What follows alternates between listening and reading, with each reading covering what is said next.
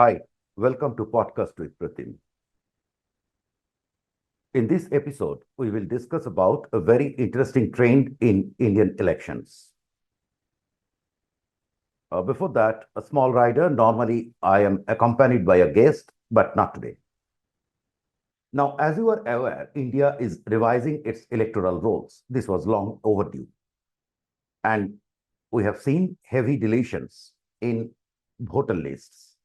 These deletions are extremely logical because a lot of dead voters or voters having their names in uh, different constituencies were there. So there were a lot of overlapping. So these are getting pruned now. And we have seen heavy deletions in states, irrespective of whichever party rules.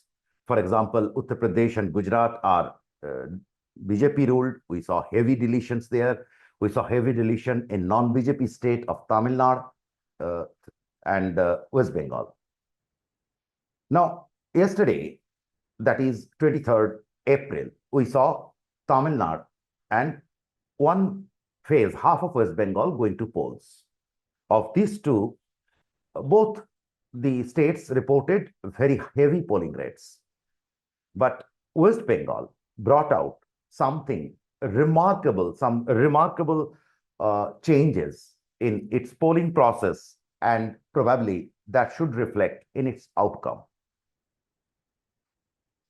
First and foremost, West Bengal reported close to anywhere between 93 to 94% polling. That's huge. Huge. 2024, the last general election, West Bengal reported 80% polling. We also have seen in the past 82%, etc. So this is truly a popular vote. Second is, for the first time in nearly 6 decades, West Bengal witnessed rigging-free, casualty-free. There were always violence on poll days, before poll, after poll, but right on the poll days, there were violence. It was always marred by violence and a couple of deaths or injuries, etc. But this year, it has been almost violent. Almost. I'm saying almost because there were some stray incidents of which we call in Hindi hatapai, like some fist fighting. But that's too little. So that means it's a complete change in last 6 decades, and the Election Commission deserves a huge thumbs up for doing this.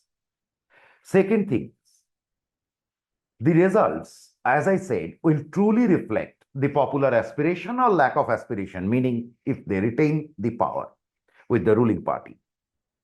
But it will be a people's outcome.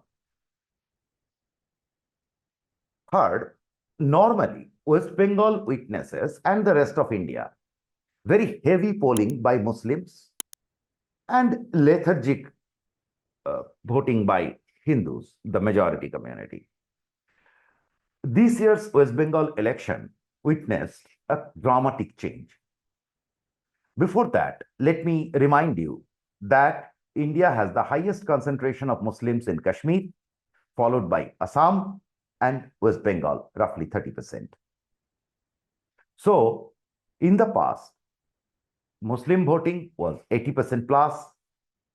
In cases in districts, Muslim-dominated districts like Murshidabad, Malda, this was almost up to 90%, in many booths, 99%. But this year, it has been identical voting by both sides. Example, Bankura, where Muslims are only 8% of the population. The district reported over 92% polling.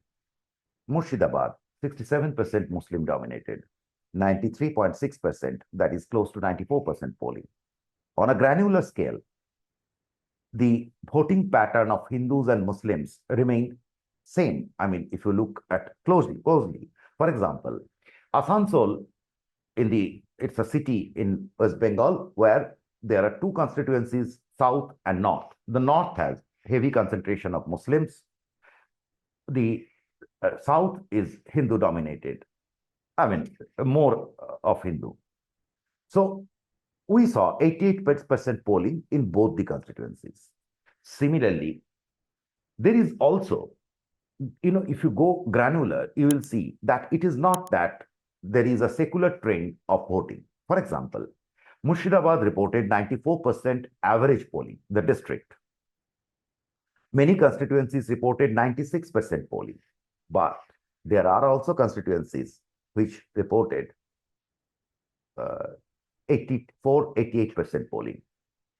I mean, I could point out a couple of them like Khargram, Kandi, Burwan, etc.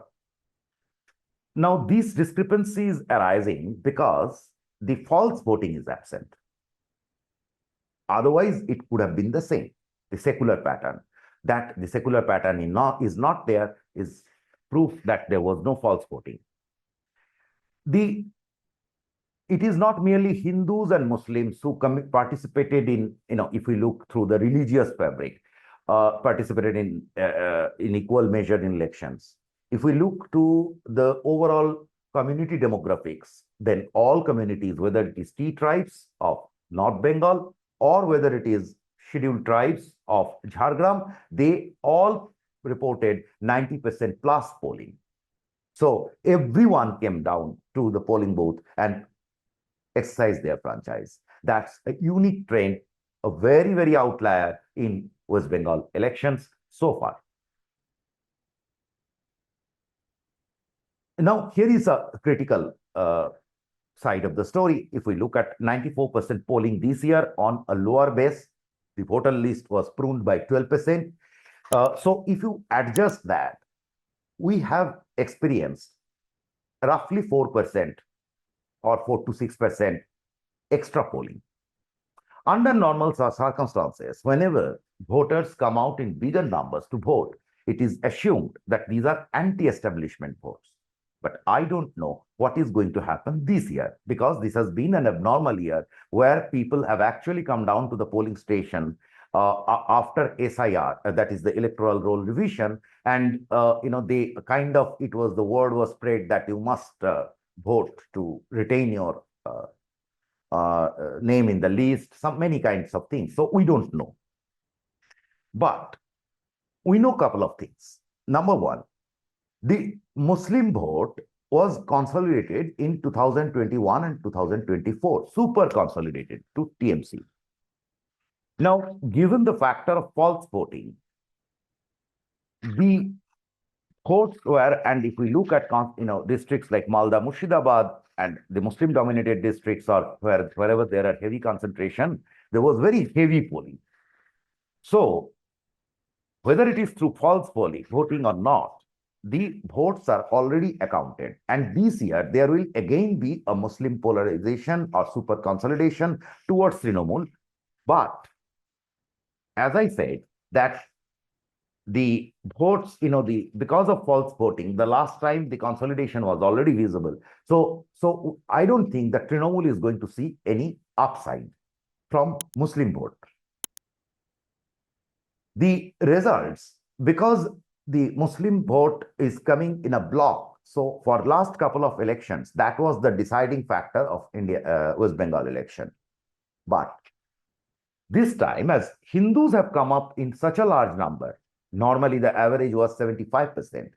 From there to 90% is huge jump, because Hindu population is larger. So probably for the first time in many years, Hindus are going to determine the outcome in 2026 election. Before I end this episode, here is a small anecdote. It is fortunately or unfortunately, whenever things enter West Bengal, anything about West Bengal gets very controversial. So the intensive review of electoral rolls became controversial. Roughly 60 lakh people were not found. They were either dead or transferred. 30 lakh names were there. People were there, but their documents did not match. Now, please remember that the controversy reached to the extent that the Supreme Court intervened and deployed 700 odd judges to review the rules. So it is above any bias. Now, there may be mistakes. Ideally, statistical error is assumed at 2%. We can assume a human, considering the human error, etc. We can consider up to 10% error. So that's nearly 3 lakhs out of a total electoral roll of 6.5 crores, which means the controversy has little to do with outcome. That once again takes me to my observation that we are going to see the best election, the most cleanest election, the election above all controversies, violence-free, rigging-free in West Bengal in decades, probably for the first time in the history. Thumbs up, and all credit goes to Election Commission of India. Thank you.